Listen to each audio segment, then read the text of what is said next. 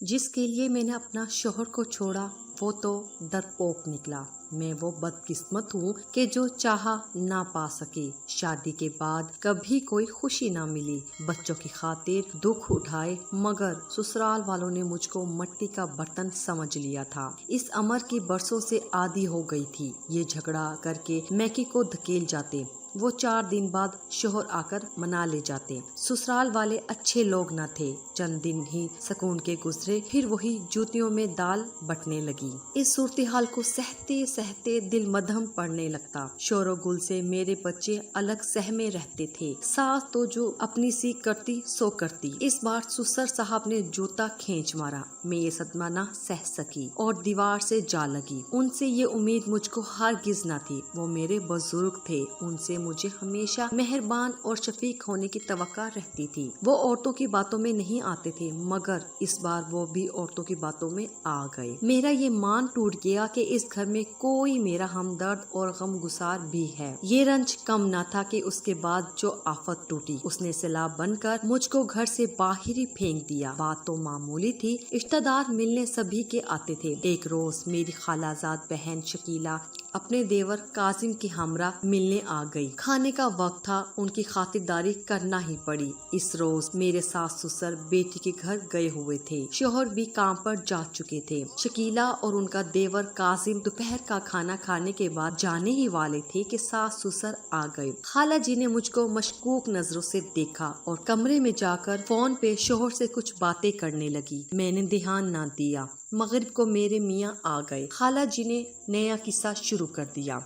आखिर इन मेहमानों की इतनी खातिर तवाज़े करने की क्या जरूरत थी? जो था वही खिला देती। मेरी बहन के साथ उसका देवर भी था। खाला जी अगर देवर के सामने अच्छा खाना ना रखती तो बहन के ससुराल में सुबकी हो जानी थी, तभी अच्छा खाना बनाया था। वो बोली, मैं सब समझती हूँ, बहन के देवर से माजी में कुछ ताल्लुक रहा होगा, जो यूं दिन भर उनकी खातिरदारी में लगी रही। इतना बड़ा बोहतान उन्होंने मुझ पर थोपा तो आंखों से आंसू निकल आए। सदमे से जुबान गंग हो गई। तब मेरे मियाँ ने कहा, बोलती क्यों नहीं, खामोश क्यों हो गई हो? क्या बोलूं? बात ही ऐसी कही है खाला जी ने कि अब बोलने की गुंजाइश ही बाकी ना रह गई। खाला जी झगड़ा बढ़ाना चाहती थी। बोली, दाल में कुछ काला है। अब ये कुछ बोले भी कैसे? ये संगीन इल्जाम सुनकर रोने लगी। जिसने शादी से पहले कभी खिड़की से बाहर न झांका। मेरा कलेजा शक होने लगा, मगर वहाँ मेरे रंजो गम की किसको परवाह थी। महमूद ने मुझको पसंद किया और माँ से जिद पर अड़े रहे कि हीरा से शादी करनी है। सास ने बेटे की पसंद से शादी तो करा दी, मगर अब मेरे घर में बसे रहने का गम था।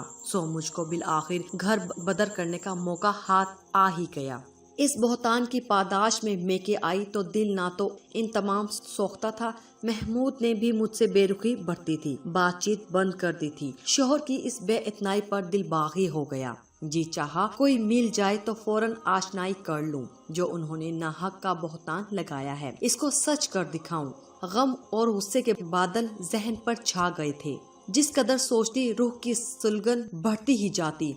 काफी दिन इसी दुख में गुजर गए। कुछ जहरीली सोचें मुझ पर शहद की मक्खियों की तरह हमला कर देती और कभी दिल में बगावत, बिच्छू के डंक की तरह सर उठाने लगती। तब शिद्दत से किसी ऐसी की जरूरत महसूस होती जिसे अपने दिल का गम कह सकूं। एक दिन कासिम हमारे घर आया। बैठक में अम्मी ने इसको बिठाया, बताया कि तुम अपनी भाभी के साथ मेरी बेटी के घर गए, तुम्हारी वजह से ससुराल वालों ने उसको घर से निकाल दिया है। कासिम को ये बात सुनकर सदमा हुआ। अम्मी से कहा कि मुझे हीरा से बात करनी है। मैं उसके सामने गई तो माफिया मांगने लगा। कहा कि शकीला भाभी को भाईजान मसरूफियत के सबब तुम्हारे घर नहीं ला रहे थे, तभी मैं उनके साथ आ गया था। मुझे इल्म न था कि आपके ससुराल वाले बदगुमान किस्म के लोग हैं, वरना मैं कभी ना आता। खैर जो हुआ सो हुआ। मैंने तो आपको खालाजाद बहन का देवर जानकर घर में बिठा लिया। पहली बार आए थे, खातिरदारी की थी। क्या मालूम था कि ऐसी तोहमत लगाएंगे। इस मुलाकात के बाद जाने हम दोनों के दिलों में वो कौन सा जज्बा पैदा हुआ कि मैं इसी के ख्याल में रहने लगी। हालांकि खुदा गवाह है कि उस दिन से पहले मेरे और उसके दिल में एक दूसरे के लिए कोई ख्याल ना था। कासिम वाकई एक अजीम इंसान लगा। उसने मुझको तसल्ली दी, हौसला दिया। उसकी हर बात मरहम जैसी थी, जो मेरे जलते दिल की जख्मों को ठंडक देती थी। उसकी गमगुसारी ने मेरी टूटी बिखरी मेरी हस्ती को फिर से जोड़ दिया। मैं शकीला के घर जाने लगी और वहाँ कासिम से मिलने लगी। मुझको बस इसी तरह चैन आता था। एक दिन मैंने कासिम से पूछ ही लिया, अगर मेरा शोहर लेने ना आया और उन्होंने मुझको तलाक दे दी तो क्या तुम मुझसे शादी कर लोगे? उसने वादा किया कि हाँ, मैं तुमसे शादी कर लूंगा। ना सिर्फ तुमको जिंदगी की सब खुशियाँ दूंगा बल्कि तुम्हारे बच्चों को भी बाप के प्यार की कमी महसूस न होने दूंगा। जिंदगी में पहली बार कोई सच्चा प्यार करने वाला मिला था। मैं अब लौटकर उस जहन्नुम में ना जाना चाहती थी। मुझको अब किसी की परवाह ना रही थी। डर था कि शोहर किसी दिन मनाने ना आ जाएं। दुआ करती कि खुदा करे बस ये झगड़ा आखिरी हो और वो मुझको लेने ना आए। हस्बे उम्मीद 6 माह बाद भी जब मेरे वालिदैन ने राब्ता ना किया तो महमूद एक रोज अचानक लेने आ गए। खुशामद और चापलूसी करने लगा। सख्त गुस्सा आया कि इस वक्त तुम क्यों चुपचाप तमाशा देखते रहे जब तुम्हारी माँ मुझ पर बहतान लगा रही थी। मैंने गुस्से में खरी खरी सुना दी। हालांकि पहले मैंने अपने शोहर के सामने इस तरह जुबान ना खोली थी। इस रोज मेरे इतना कुछ कहने का भी महमूद ने बुरा ना मनाया। कस्में खाने लगे, अब ऐसा ना होगा, अगर किसी ने तुमसे ज्यादती की तो मैं तुम्हारे वास्ते उनसे लड़ पड़ूंगा। दामाद की इन बातों ने मेरे वालिदैन का दिल मोह लिया। वो मुझे घर लौट जाने पर मजबूर करने लगे। माँ के रोने और बाप के मिन्नत करने से महमूद के साथ जाना ही पड़ा। जाते हुए कासिम को इतला भी न कर सकी और ये नया बाप जो मेरी जिंदगी में अचानक खुला अधूरा रह गया। 4 दिन का सुकून, फिर से वही मामला शुरू हो गया। सास का वही रवैया जो रोजे अव्वल से था। इस बार जल भूनकर मैंने भी 2 की 4 सुना दी। इनको सदमे से सख्ता हो गया। नन सर पीटने लगी कि हाय तुमको ये जुबान किसने दी, पहले तो ऐसी ना थी। क्या बताती कि मुझको कासिम के पुर उम्मीद वादों ने बाहौसला बनाया। सास पुकारने लगी, आज ही मेरे सामने बोलने लगी है, कल जूतियाँ उठाकर सर पर मारेगी। महमूद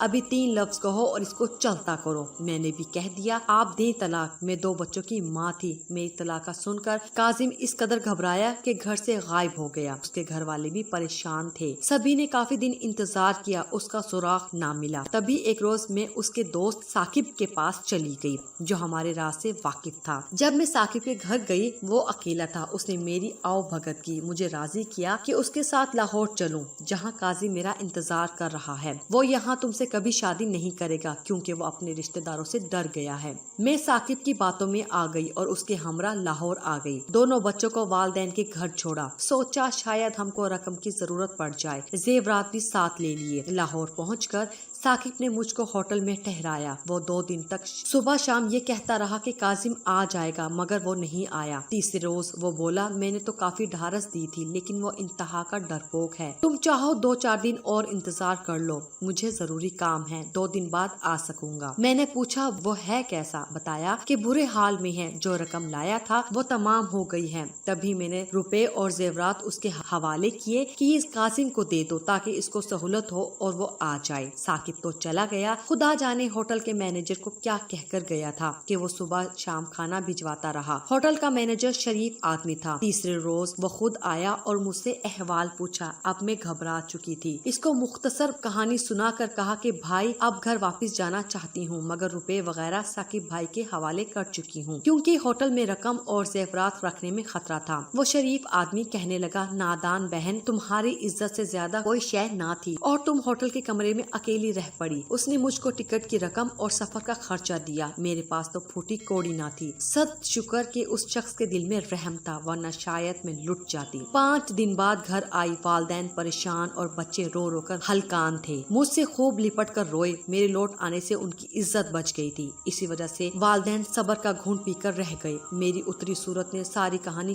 कह दी थी कि ठोकर खाकर वापस आ गई हूँ। कासिम अपने दोस्त के तवस से बैरूनी मुल्क चला गया और मैं उसका इंतजार करती रह गई। यकीन नहीं आता कि कोई इंसान इतना बुज़दिल भी हो सकता है। वादा वफा ना कर सका। मलाम है काश कासिम ने वादा ना किया होता तो शायद मैं आज ससुराल में होती। जैसा भी था मेरे बच्चों के बाप का घर तो था। अगर आपको हमारी ये कहानी अच्छी लगी है तो प्लीज अभी हमारे इस चैनल को जरूर सब्सक्राइब कर दीजिए। वीडियो को लाइक कीजिए, शेयर कीजिए। शुक्रिया।